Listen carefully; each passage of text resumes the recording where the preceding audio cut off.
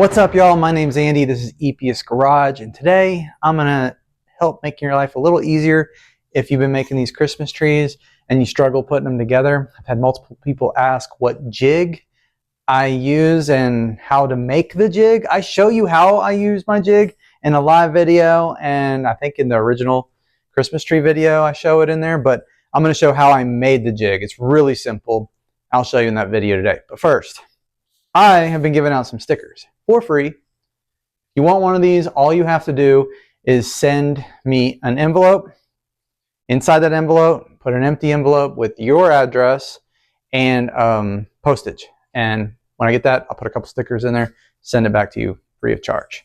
I do want to give a shout out to some viewers that sent me stickers. I got Cosmic Moon Creations. That's cool. And thank you, Jesse and Tammy. Very inspiring little card with a smiley face. So I'm going to put this on the refrigerator. That's where I've been putting my stickers from viewers. So if you want to send me one, feel free. My P.O. box is in the description. Then Daniel from Dulaney Woodcrafting LLC, Clinton, North Carolina. He sent me his sticker. That's cool. Thanks. Thanks, Daniel. Appreciate it. I'll put this one on there too. Anyways, let's get on with business. So, these Christmas trees. I have a jig that I use. The jig, very simple, very, I don't know. I put it together really fast when I was making these just so I could pump them out quick. Jigs are very helpful in woodworking, as many of y'all might know. But I'm going to show you how I made this one, only I'm going to make it better and more. I got some improvements I can do to it. But it does, and I also make templates, y'all. I think I talked about this in my other videos, but these templates are useful. These are actual size and pieces that are used to make the tree. For instance, this piece is that one. You have the bottom piece. You have this one, which goes right here. And then the smaller one is actually used in 4 spots. So you make 4 of these. I use these on my table saw to set up my stop. So I can use this, set up my stop, and then I can just pump them out and make as many as I need for however many trees I'm doing. I do that with all these. You can also use it to reset your saw angle. I always double check it. It's supposed to be 30 degrees, but I use this, get my rough where the saw is, then I put my digital angle finder on there and make sure I'm right on the money. But anyways, let's get to it. I'll show you how to do this. Like I said, it's really simple. For video purposes, and this template I was planning on selling for a customer, I had to make some more templates to give to them. And originally they were 1 9/16, but y'all, you can make your template any size you like. Just as a quick demonstration on how these templates work, basically you take it in there, and first thing I'll do is I'll set up my saw blade with it. And in this instance, when I set my saw blade up, you know, at the angle that I wanted, I put my digital finder on there, and man, it was spot on. That's how accurate these templates can be. Then from there, you can use the template to get your repetitive cut distance. Make sure that you always have a spacer if you're going to be using your fence for this purpose. You never want to just use your fence by itself. Quick example of how using that spacer for repetitive cuts, since I have it all set up, they'll all be exactly the same. Now I'm going to show you how that works. So here is my template piece we set the saw up with, and here is the other piece. They're identical, almost. I mean, there's gonna be a little difference. But if I was making Christmas trees, I would have knocked out like 10 of these, and now I got my bottom piece that quick. Then I would have taken my next template and just keep on going on. So I've got to make one more template piece for the video purpose, and possibly if somebody wants to buy this, somebody mentioned they might want to buy it. If they don't want to buy it, that's fine. I'll use it. Or if any of y'all are interested in buying it, you're welcome to buy it.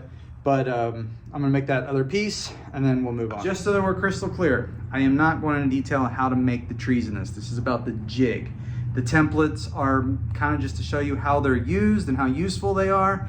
But if you want the dimension of these, I'll put them in the description. There's a Google link, you can go there, or go watch my Christmas tree video. I'll link it as well, and you can see exactly how to make the trees.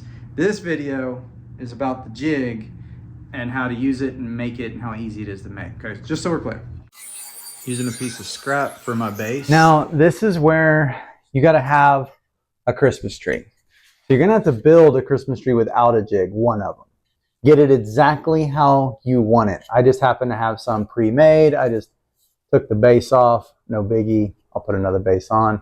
But you gotta have a Christmas tree pre-made. What you're gonna do is you're gonna set this on the board where you want it. I want mine right about there. And you can cut this down as short as you want. You really don't need it that long.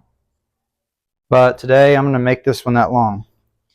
Now, I didn't show you on camera, but I cut some pieces with the same 30-degree bevel on one side. And I cut them at a rough distance because you don't really know how long you want them until you place them on here. With your tree built, I'm going to put them in these little pockets where they fit nice and neat. So you want area here when you're building this to be able to get your brad nailer in there and put nails here. So I drew a line on where I want to cut these shorter. So that's what I'm going to do next. And it's the same as these right here, where these are good. See, I'm going to have room for my brad nailer when I'm putting this together. Up here is going to be kind of optional. I don't even know if I want to put anything up here yet. On my jig that I have now, I don't.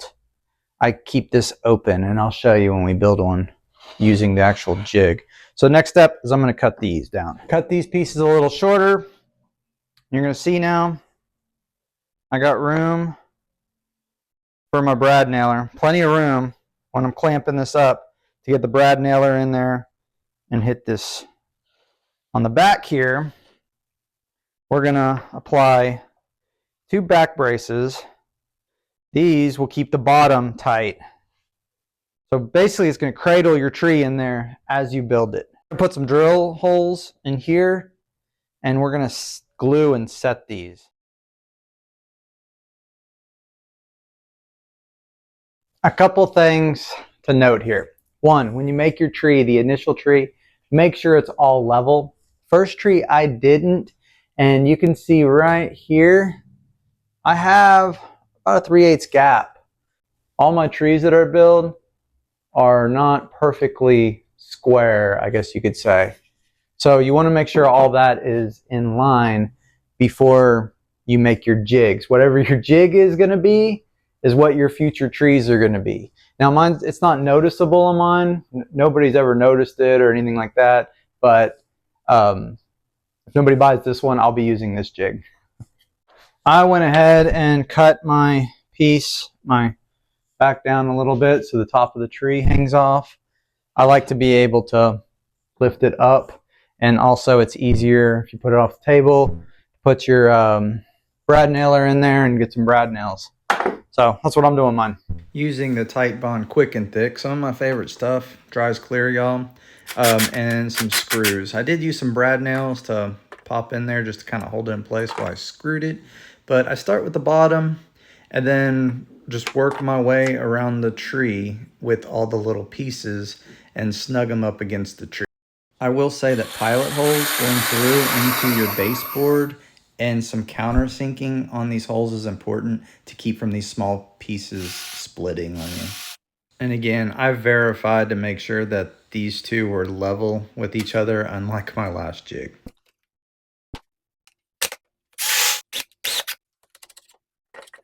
There's something I forgot to mention, and it's been a while since I made one of these, so I'm going to go ahead and cover it now. I went ahead and took one side of these off.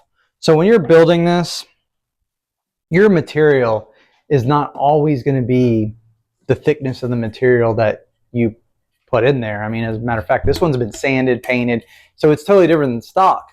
I didn't think about that, so I wanted to make sure to tell you so you don't make the same mistake.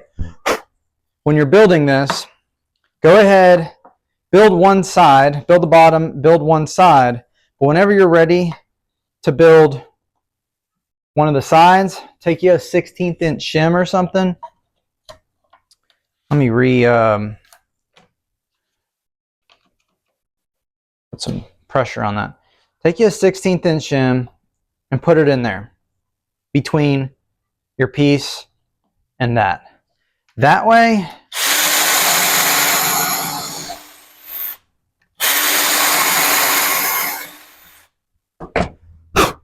this way, it'll allow for thickness of the material. And I'll show you why. Okay. Now I got some wiggle room. You want a little bit of wiggle room in there. All right. The reason why is I cut these oak pieces. These are slightly thicker and they weren't fitting properly. And that's what made me think of it. So now you got a nice tight fit there with the oak. You still want to be able to fit both sides. Probably even a little bit more than a 16th would be fine. Let me just build this one out real quick. How it would normally be built. So I generally build this one side at a time, and as I'm going, you know, I'm clamping them together with glue, brads, and then when you get to the last one, which is here, you know, you put it on that, you clamp it, tack, tack, then you put your final piece on, which is right here, which these you wouldn't keep connected. Glue, tack, tack, tack, tack, and then you pull it out. I'll cut some pieces and we'll actually build one. I'm going to show you this in real time. Got the jig we just saw and we made right here. Really simple. Here's the tree I used, which is made out of pine and not the same. And I want to show you something else about these jigs and trees is what matters most is the thickness of your board, not the width. So the width, I've had this scrap wood. How thick is it? How wide is it? 1.25 inches. And what I normally make mine out is like 1 9/16 inches like I discussed. So we're going to use this. Start with the bottom piece. Just like that. Got to make sure you got glue. Glue and brad nails. I don't think I'm going to have enough room to put 2 brad nails in, but I got my glue, I got brad nails. So I got 4 of these pieces that are cut this specific way. And my templates, I write on them how many I need of those, this specific type. I've got the bottom piece, as we discussed, and I got the 2 top pieces, which are 2 different cuts and sizes. So we're going to start with the bottom piece. All right, let's start it now. Put the bottom piece on there. I always have a clamp. Put a little bit of glue on one of the 4 pieces. We're going to butt it up, make sure it's nice and flush with the bottom piece. And then I clamp that. And then I brad. In this case, I'm just going to use 1 nail because I'm demonstrating.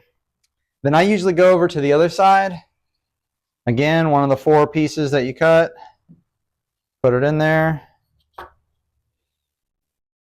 Now this one, I push it over and I clamp. And then I brad.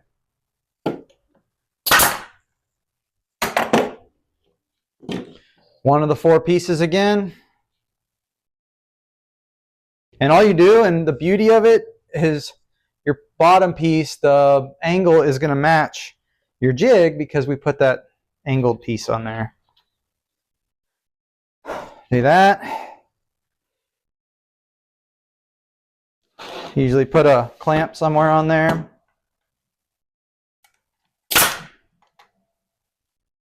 Can even clamp these together.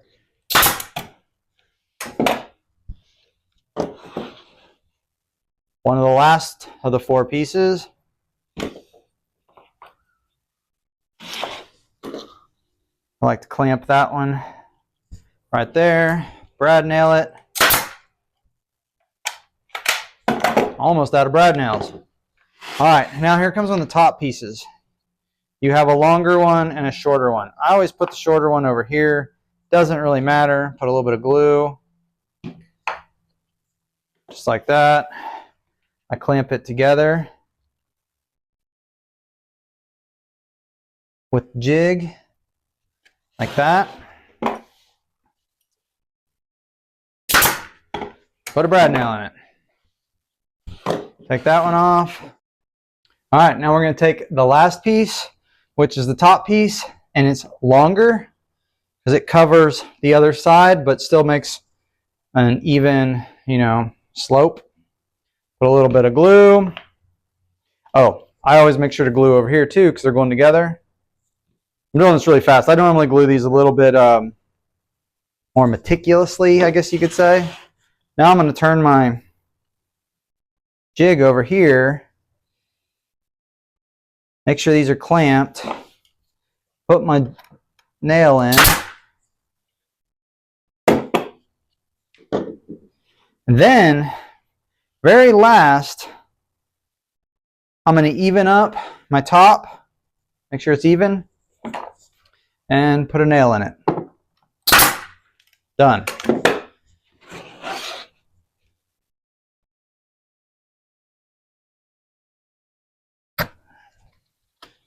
Thought I nailed it to the jig. I've done that before. Don't nail it to the jig. But that's it. Tree. This one is actually level to each other, unlike my other jig. And that's it, y'all. That's how quick you can knock these trees out. Of course, that took a little longer than usual when you're sitting here jamming the music and you're putting these together. That's it. I just set them over. I let them dry. Then I sand them and I put a base on them. And that's how the jig works. And that's it.